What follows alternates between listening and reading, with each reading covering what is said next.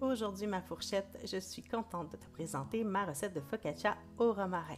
Et c'est une belle collaboration que j'ai faite avec Olive et Gourmandise. Je t'ai concocté une recette super simple à faire pour que ce ne soit pas trop intimidant à faire à la maison. Alors, on commence avec de la farine, de la levure instantanée et j'ai choisi de l'huile d'olive au romarin. Je trouve que ça donne un beau punch à la focaccia sans que ce soit trop agressant en bouche. Ensuite, je vais ajouter un peu de sucre, un peu de sel et de l'eau chaude mais pas bouillante. C'est important pour ne pas brûler la levure. Une fois que tout est dans le bol, avec une cuillère de bois ou encore avec tes mains, c'est à ton choix, tu peux incorporer tous les ingrédients ensemble. Une fois qu'il y aura une boule plutôt semi-lisse de former, farine légèrement ton comptoir et fais aller tes muscles de bras. Tu vas devoir pétrir ta belle boule de pâte pendant plusieurs minutes. Elle n'a pas besoin d'être totalement lisse, c'est pas important puisqu'elle va lever pendant la prochaine heure et quart. Tu la mets dans un bol.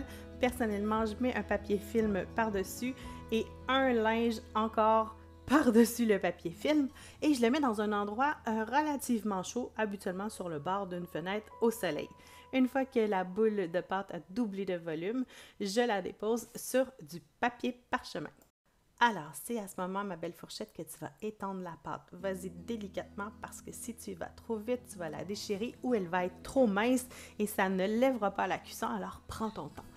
J'ai repris ici la belle huile d'olive gourmandise au romarin et j'ai badigeonné très généreusement ma pâte. J'ai mis du romarin ciselé, de la fleur de sel et de l'ail frais haché. J'ai ensuite fait des petits trous avec mes doigts dans la pâte et j'ai remis un linge propre et j'ai relaissé gonfler pendant 1 heure et quart. Lorsqu'elle aura encore gonflé, tu vas voir, c'est la partie la plus amusante. Tu refais des trous avec tes doigts, c'est quand même assez amusant. Ensuite, tu enfournes pendant à peu près 25 minutes et regardez-moi la belle dorure sur cette focaccia.